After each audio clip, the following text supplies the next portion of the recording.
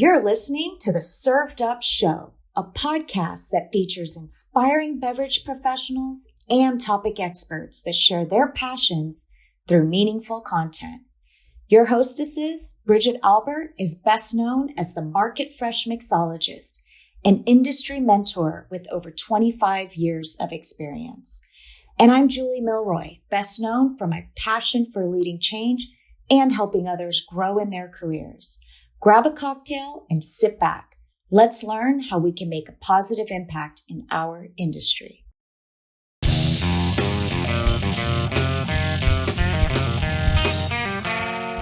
Hey y'all, it's Bridget here in this exclusive chat with Louis Zweig, Senior Vice President of Commercial Operations at Southen Glazer's Wine and Spirits, takes us on his journey through his impressive career as a change maker in beverage innovation.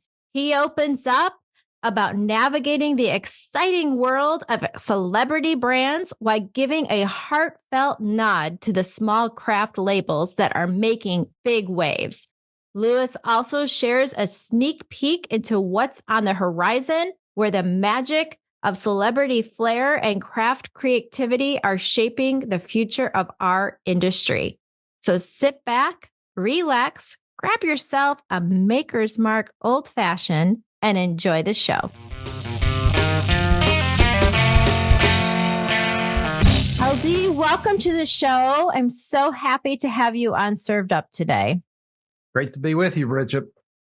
Wonderful. Can you tell the folks, our listeners, a bit about your background and what really brought you into the beverage space? Wow. So I started in the beverage space officially when I was 14 years old. My family owned a wholesale liquor and wine house in Dallas. And from the time I was 14, every summer, every holiday break, every spring break, I would work in the business, and my uncle would rotate me basically working across every department within the company. When I was 16, I had a sales route in South Dallas.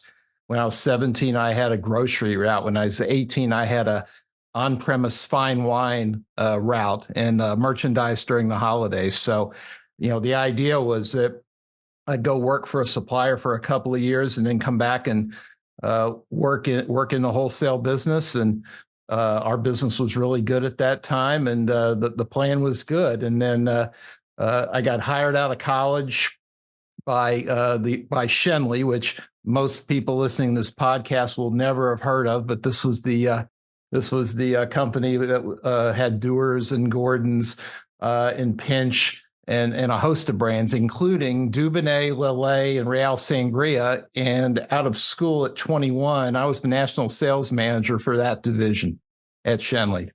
So called on all 50 states, called on all the distributors around the country. And a year later, my uncle sold his business to the Glazers.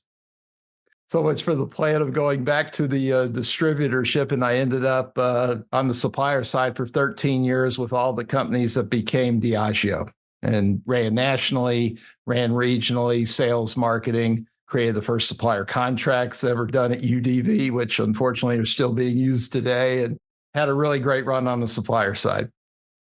That's incredible. So you literally grew up in the industry. Third generation. Yeah. I feel like a real kinship to the Glazers and a real kinship to the Chaplin family, because we've seen everything from an industry standpoint. Let me ask you this. When you were a kid, was it just expected that this is what you're going to do, right? Like you're going to have to go into this, or did you want to be an astronaut or a firefighter? I wanted to be a sports writer. Did you? Amazing. Yeah. So I was like the sports editor of my high school paper for 3 years. And this is going to sound really awful today, but I wanted to be Skip Bayless.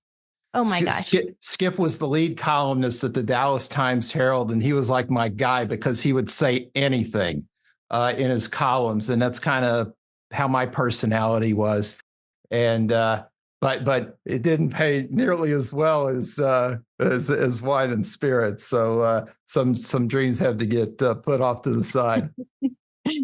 Well, your journey is really an incredible one. You really have been able to touch and influence basically every part of the business, right? You talk about grocery, you talk about on-premise, off-premise, working with brands, working with suppliers. So let's take it to where you are today, which is a senior vice president of SDM commercial operations here at Southern Glazers Wine and Spirits. Tell us a bit about your role and what does your day-to-day look like? My day-to-day is that every day is very different. So at any point in time, I'm working on our new supplier process and trying to coordinate that. We get thousands of proposals every year. I work on the commercial side of a lot of our agreements, working hand in hand with Mr. Greenspan and his team. I lead our supplier optimization process. So a couple of times a year, we're politely exiting businesses that are either on the wrong side of their life cycle or just didn't make it as a new product. I work on our RFPs with an absolutely fabulous team cross-functionally across Southern Glazers. I guess I bring the 40-something years of experience to the piece and a kind of a war games line of sight to the RFPs. And then we're fortunate enough to win a lot of businesses. So I lead the transition process, again, with a great cross-functional team. And we make sure that we're minimizing risk for the suppliers as they're moving their businesses over to us. You just mentioned, so 40 years in the industry, you've seen a lot, right? I've seen a lot. We're in unprecedented times today. That's for sure. That is for sure. Can you talk about some of the bigger changes that you've seen in the industry? Yeah, I think consolidation really is the key word. Back in 1987, as an example, there were 7 viable distributors in North Texas. Our family was one of them. I mean, today across most markets, it's really 2 or 3, but these things tend to have an accordion effect to them because there's 2 or 3 mains, but you may have as many as a dozen smaller distributors that have popped up. A lot of them doing craft and fine wine, but the consolidation on the distributor tier really was driven by consolidation on the supplier tier. And the necessity for the distributors to be, across multiple states and provide efficiencies for those suppliers and be able to invest in their businesses. So that's really in my mind, really what's driven a lot of the change in the industry. Yeah, there's just been so much. I mean, I've been in the industry, this will be 30 years, so not quite 40, but I think we've seen a lot of positive change, which to me is very exciting for the brands, for the folks that work in the industry, for the distributor, just for the 3-tiered system as a whole. I think it's an exciting time to be in beverage. It's a challenging time as well, but I do think that it is, an exciting time. Well, what I think what's really great about what we're doing is it would be very easy for distributors right now to be disintermediated. Either retailers have consolidated and they don't feel like they need us as a middle tier, or if the suppliers think that they can do it themselves without us. I actually worked on a project at Diageo that tried to figure out how to go direct, and not so much. So I like what Southern Glazers is doing in terms of how we're investing and adding value and making the middle tier something of extreme value for the suppliers and the retailers. And we've got to continue to drive on it. And I think that's one of the reasons we're winning a lot of business right now, is that the other guys really aren't. Yeah. Can you give it some advice for folks that are listening that are curious about the beverage industry and perhaps really thinking about maybe a career in our industry? Well, you got to do what you love. And I think that there's a lot to love about this industry. It is about celebrating moments and enabling those moments. I think it's still a relationship business on a certain level. And I think there's a lot of great folks who work in our business. My advice to the folks who are wanting to come in, and I'm actually working with one of our next gen leader candidates right now, have been for the last 6 months, is learn as much about the products themselves as you possibly can. Understand their competitive set, understand their unique selling propositions, understand what makes them different, because our customers want to know why they should carry these brands. There's so much proliferation out there. Brands need to set themselves apart, and our people need to be able to convey those features and benefits to the customers so that we can win market share.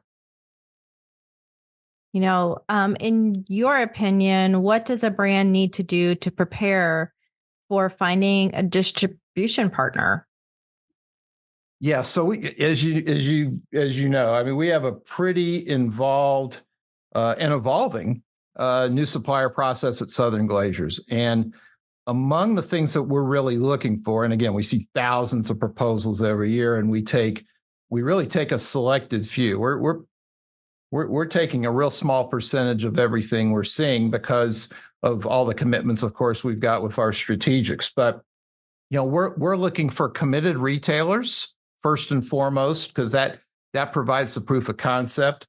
We're looking for a 2 or 3 year marketing plan. A lot of products come to us and it really looks like it's a 1 year plan, and our shipments are essentially paying for their marketing budget. That's kind of a dead giveaway.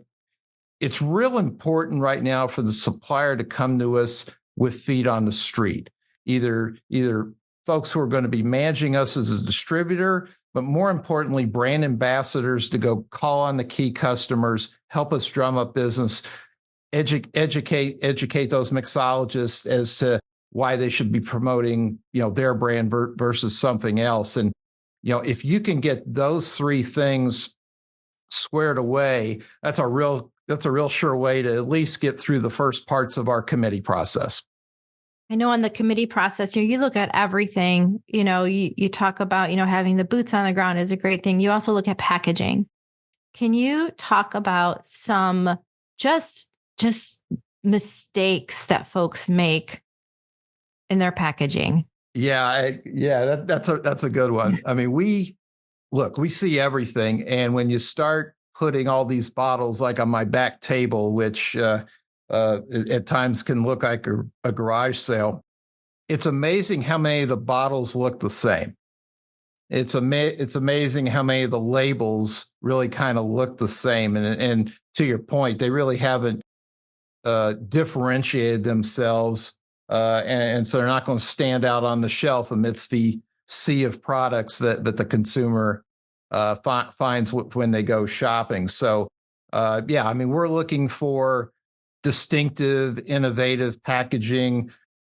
The package has to explain what the brand is. You got to win that last 10 feet as the consumer's making their decision. So packaging certainly important. Beyond, the packaging, what spirit and wine categories, are you seeing that are really on the rise? Well, for me, obviously it's an RTD market, which is not optimal, for us from just a pure operating profit standpoint. It's very labor intensive, and that's going to continue. That's certainly where a lot of the market share is going to go. It's where a lot of the consumers are going as kind of their first foray into our category. But I still feel it's like it's a tequila and a bourbon environment, very much as it was in 2019 before COVID hit. Those 2 categories were where the action was. There was a lot of up trading. There was a lot of consumer education going on. Prior to that, the consumers didn't really know what Reposado or Añejo tequila was, and today they know it extremely well. So I feel like when and if we get out of this kind of rut we're in right now, I think those are the 2 categories that are going to come out the hardest and kind of pick back up where they were in 2019. Gosh, I hope that you're right, because I love both of those categories very much. And I'd love to see more innovation, and just more. So that's great. you manage relationships with a lot of celebrities. So I know you probably don't want to name drop, but you can feel like it. Can you talk about the trend of celebrity, both wine and spirits? And what does it take for a celebrity brand to be successful? Because we've seen some that are successful and then some that just don't jump. Yeah, it's a great point. So, yeah, I would say there's really kind of, there's a lot of different categories within the celebrity brands right now. I think, obviously there have been some that have really worked well. In aviation gin, obviously, a Casamigos. You could put long drink into that category right now. You can put gin and juice into that category, and each of those brands you still have very active celebrity participation, weekly video and posting that the consumers can rally around. Snoop and Dre go on to Jimmy Kimmel to launch gin and juice, and I mean it was, I was just kind of a proud papa for that one. That was really great to see. But then you see other brands where the celebrity can have 20,000 people in a concert arena, and there's no signage. The celebrity doesn't promote the brand on stage. Doesn't really do anything. And as the distributor, you're looking around saying, I think this was a missed opportunity. And then you have other celebrities who are kind of now coming on to the bandwagon, if you will. They see what happened with Clooney and and Ryan Reynolds, and they want a piece of it as well. But I think there's starting to be a little bit of apathy towards it. I think particularly with Gen Z. I think there's a feeling with a lot of the celebrities that they're just going to roll out the brand and the consumer is going to come. We have a number of brands where the celebrity is in their 70s and people under 50 don't necessarily know who they are, and they don't want to go do the bottle signings. They don't want to go. They don't want to go to Houston to call on specs. They don't want to do the weekly video content for our sales meetings. And I think our folks can see right through it. I think the trade sees right through it, and the ultimate consumer does as well. So, my advice for the many celebrities that we talk to is we need you. We need you in front of our people. We need you to create this aura of authenticity and that you care about the brand. Typically that'll shine through, and the consumers will back you. Particularly if it's the right celebrity. Yeah. You just mentioned something. Authenticity right now is key. It's so key to selling really any brand, right? Folks want to know the story behind the brand. I think that shoppers now are just really thoughtful about where they're putting their dollar. As far as, wanting to know where it comes from, how is it sourced? Is there that romantic pull, right? That just kind of sucks you in because it has that awesome story behind it. And I think that celebrities really need to pay attention to that. So when you're talking about, them going out and voicing out their stories, it's important. You can't just put your name on something anymore and hope for the best.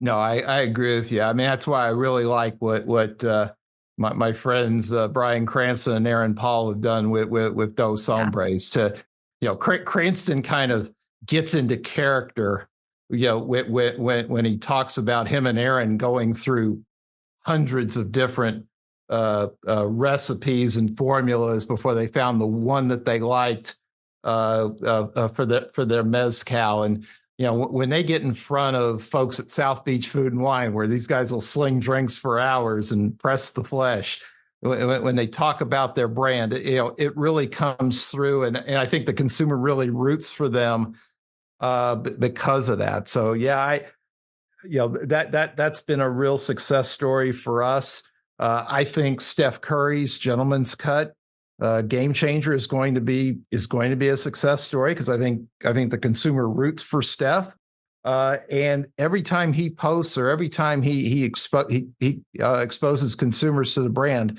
they're buying in. only concern is, it's a little pricey, and frankly, we need some help from the supplier, on a day-to-day basis. But Steph is the kind of the celebrity behind a brand that I really think can work. That's great. That's great to hear. Let's go back to the little guys, and let's go back to their onboarding process and how they're really selected.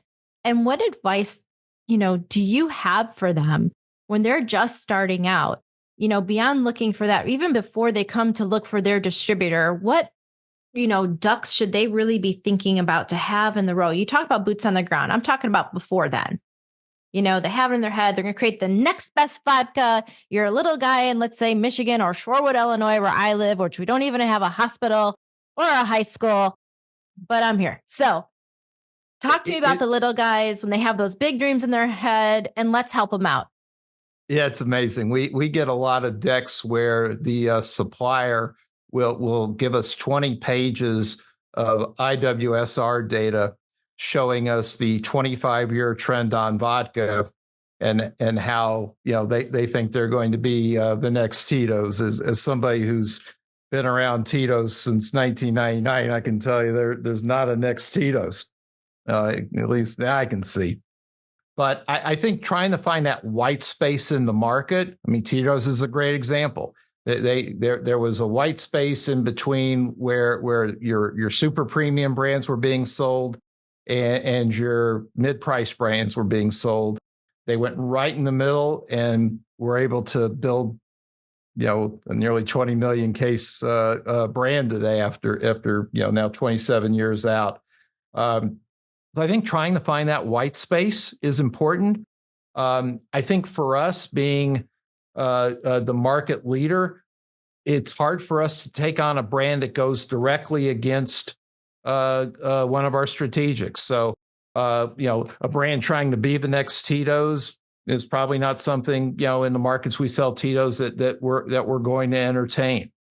Something that goes directly against an Aperol right now, which is certainly one of the hottest brands out there. We're going to go drive Aperol. I think that's what we're supposed to do. So, I think trying to find something that's distinctive, unique selling proposition, something that's not going to cannibalize things that we care deeply about. I think that's really where the suppliers are better served when they're bringing us new brands. That's really great advice. Can we talk a bit about the low and no trend? I just came off of Tales of the Cocktail in New Orleans. Folks, if you're not aware of what that is, it is the largest beverage conference in the world. And I cannot tell you how many low and no products that I tasted, that I saw, that I attended, pop-ups, for instance, that they were present at. Seminars, workshops, and the trade was excited and energized around this category where maybe 5 years ago you'd been like, huh, what? So can you maybe talk a little bit about this trend that we're seeing? Sure. I would say as a company, we certainly get proposals. Practically every other day from a canned RTD that's non-alcoholic, lower alcohol wine or non-alcoholic wine. The faux spirits piece, which is one of the fastest growing pieces of business that we have. So we're definitely seeing the proposals, and we're certainly seeing the better on-premise accounts right now carving out a piece of their drink list to accommodate that. We've been doing a bunch of consumer research on the category. In fact, there's an ELP project going on with it right now that we're working with, and we're finding that the consumers who are buying these products are also buying our category. They're also buying out the full strength alcoholic products. So it tells you it's all about occasion and all about inclusiveness. So we want to make sure that we're having parties, we're going out, that everybody can have a drink in their hand regardless of what's in it. And there are some really good products out there. We've gotten behind a product called Ritual. Diageo actually is an investor. Ritual is the top selling non-alc spirits line out there and growing a lot. Kroger just put in 1,600 new points of distribution for the next modules. They've gotten very focused with really going after four flavors, which I think differentiates them against those that are coming out with double digits, which I think is confusing. And I think Ritual is going to be a major brand for Southern Glazers. It is now, but I think it's going to be. I think they're going to be a top 50 supplier for us in the next 2 years. That's incredible.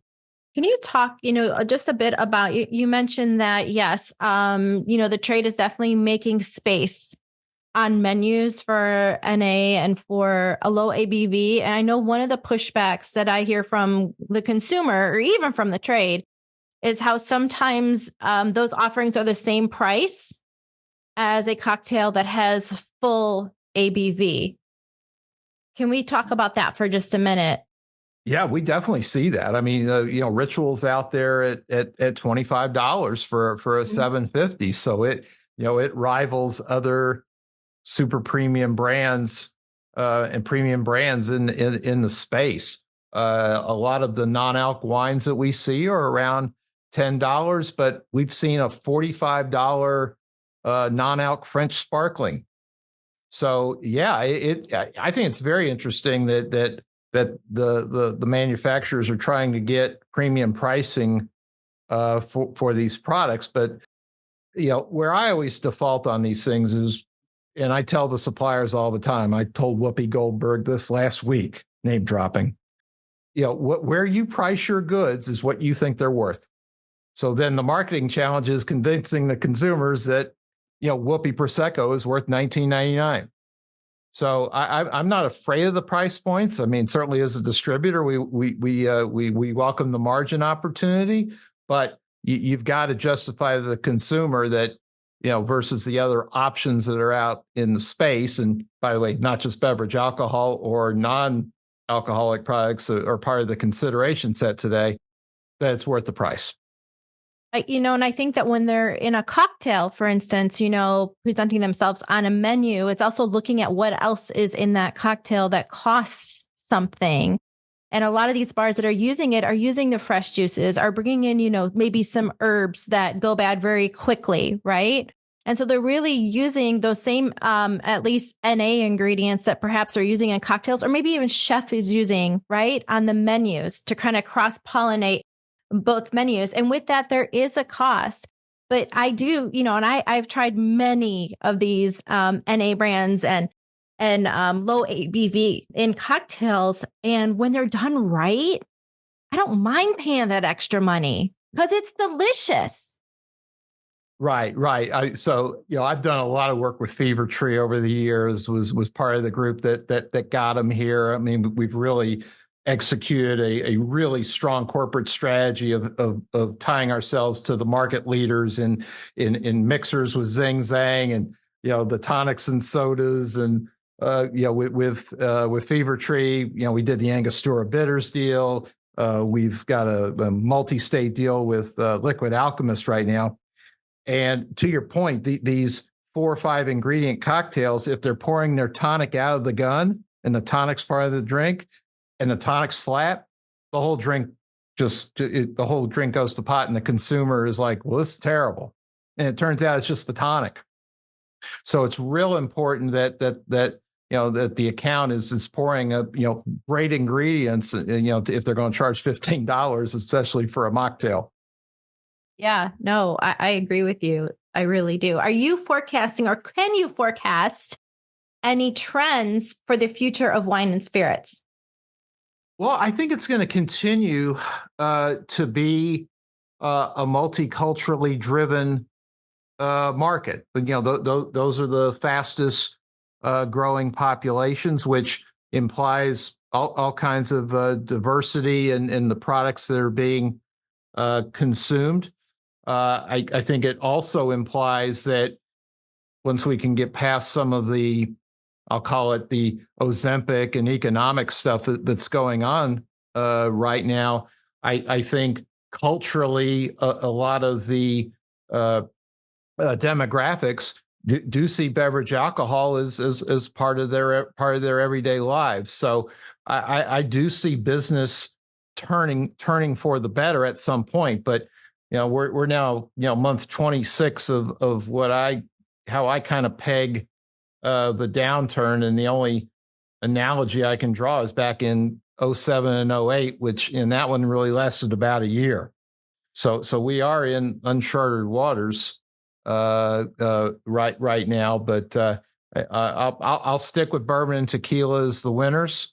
I'll stick with sparkling as the winners because people need to celebrate. And then with RTDs, I like the fact that a lot of it is going up market. So if the consumer's not going to make the leap from the $3 can of Crown Royal Washington Apple to Crown Royal, at least they can maybe drink a better, higher quality RTD, which was the whole rationale behind OTR, which was developed and created here in Dallas with Glazers and the supplier. Yeah, absolutely. Do you see, and we're talking about, and some of our listeners are not in the beverage community. So for those of you that may not know what an RTD is, it's those ready to drink cans, it's cocktail ready, that you can find at your liquor stores, your grocery stores, et cetera. Do you see RTDs kind of being a springboard for those that are cocktail curious? And so meaning that, maybe I'll get an RTD to try this cocktail at home. And then when I go out, I'm not as intimidated to maybe order it on the menu, or now I know that it tastes great and that I love it, and I don't mind spending that $15 for it on a cocktail menu. Yeah, it's a great question. I think we saw the at-home cocktailing bit really start up with COVID when everybody was having to stay in, and you saw the consumer buying better products. Certainly higher end tequilas, higher end bourbons to make their cocktails at home. And then once everybody was kind of back into the wild, when things started opening back up, I think you really saw RTDs. I think you really saw RTDs start to gain a lot of momentum. And it was because the consumers were used to cocktailing at home. For me, RTDs are all about utility and occasion. In an environment where you've got the economy the way it is, it really does fit the bill. So the consumer's not afraid to go try an old fashioned at $4, in a can. So I think a lot of that's going to continue. I hope the consumer continues to go up market, and then when they're cocktailing at home, they'll stick with the premium ingredients. Yeah, I agree. Can you talk about what you like to drink when you go out? So my soup of the day is a Maker's Mark on the rocks with a couple Luxardo cherries. Okay, you're clean and simple. Pretty simple. I pretty much work up and down the bourbon ladder. Well, bourbon is definitely still very significant. I don't think that is a category that is going absolutely anywhere. It's so interesting. Even, 20 years ago, people didn't take so much a look at it, and now it's absolutely exploded. And there's so many to try. Yeah. It's overwhelming, I have to say. Yeah. I mean, for me, bourbon really started to really go haywire in 07 and 08, because I think the scotches got a little bit too expensive, but the consumers wanted to drink an aged product. Yep. And I think that was this whole age of discovery for bourbons. And look, in between 2018 and 2021, the suppliers have invested in the category, laying down product. So there will be no shortages, no allocations other than real high end. And I think the consumer is going to benefit. Yeah, I think so too. And I love that the consumer with this particular category can go to like Kentucky and go on the bourbon trail, just like if you go to Napa, right, to discover wine. It's the same damn thing. You can go to the visitor centers. You can have the tastings, right? Go into their gift shops and buy all the swag and just kind of work your way. And it's such a unique, and for me, I've gone too many times to mention, but it's always magical. And I'm always very excited to see what's new or even to visit a place like you mentioned, Maker's Mark. That's absolutely one of my favorite distilleries because it is incredibly beautiful. It's incredibly beautiful. And they've always stuck to their juice and to their mission. And they're constantly giving back to their community. Like I remember being in Brooklyn about 6 years ago, a meeting with the Widow Jane people. Which obviously we ended up doing a lot of business when Heaven Hill acquired them, and I thought it was just the most unique distillery experience. They were actually like chocolatiers, and then stumbled on this great whiskey that has only gotten better. So yeah, I think you can find great whiskey products all over the country. If I'm not drinking Makers right now here in Texas, I'm drinking Milam and Green, and Heather Green's become a real good friend of ours. We just onboarded them in 8 more markets, and I think that one could be the next really cool brand for us. Very, very, very cool. And there's just one more category I would love to talk to you about because you mentioned Texas, and one of the big things that's coming out of Texas is those single malts. American single malts. Can we talk really briefly about American single malts? Do you see this something that's going to be sticking? Do you see it being incorporated into that bigger umbrella of brown spirits that we've all come to know and love? Yeah, it's funny. Brent Lewis and I did the first meeting with Chip Tate down at Balcones probably 12 years ago. I'm sure he remembers it. And it was one of those meetings. We just thought Chip was just this otherworldly kind of guy and the kind of guy you really wanted to work with. A little quirky, he'll admit that.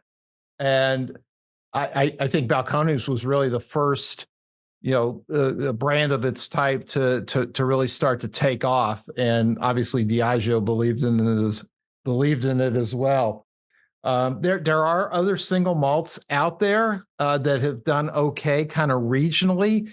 But I haven't seen single malt American whiskey as a concept really, really take off. And I think it's like anything else. It's an education piece. It's how does it break through a competitive set? So because they are competing with Scotch, they are competing with other super premium bourbons and ryes, and I think the consumer will discover it at some point. It just lightning hasn't quite struck yet. I agree with you, but I definitely wanted to ask the question. I judge a lot of tasting competitions, and once in a while we'll get a flight of those, and it's always really exciting to me because I don't see it all the time, and maybe there's an opportunity there. Yeah, I mean, Balcones for years was kind of scarce. Okay. And there's a time in a brand's life where scarcity can be your friend as a way to create demand. But then there comes a point where it's not your friend. And the consumers, if they're not going to find it, they're going to go try something else. Yeah, that's very true. I just have one last question for you. What do you do for fun when you're not working so hard at Southern Glazer's Wine and Spirits and trying to make the beverage world a better place for all of us? Well, a couple of things. So I have a very vibrant nonprofit life here in Dallas. My family, we have a kid who's on the autism spectrum, and we quite a journey there. And we created the Special Needs Partnership here in Dallas and raised $700,000 over the course of a few years to help train all of our teachers in Dallas how to educate these kids. Hopefully, driving new resources to educate parents and teachers alike, and that was really a labor of love for us. And it's evolved to a point where I've now sat on 25 local and national boards in the nonprofit world. I'm the current chair of the Dallas Jewish Community Foundation, which grants out over $25 million a year to worthy organizations of all shapes and sizes, both locally and internationally. And then I try to golf on the weekends. Okay, so that's okay, good. You're doing some good, and you love to golf. An obsessive golfer, and I'm not sure there's any other kind of golfer. I don't think There is. I'm married to one of those. So I agree with you. Listen, I just want to thank you so much for taking time out of your very busy and really important schedule to spend with me here on Served Up. And I want to wish you just some great health and a lot of peace. Thanks for being on the show. Thanks, Bridget. Thanks for listening. Served Up is brought to you by Southern Glazers Wine and Spirits. Produced by Zunu.online. Music by We Killed the Lion can be found on Spotify. Make sure to subscribe to be notified of future Served Up episodes. Cheers!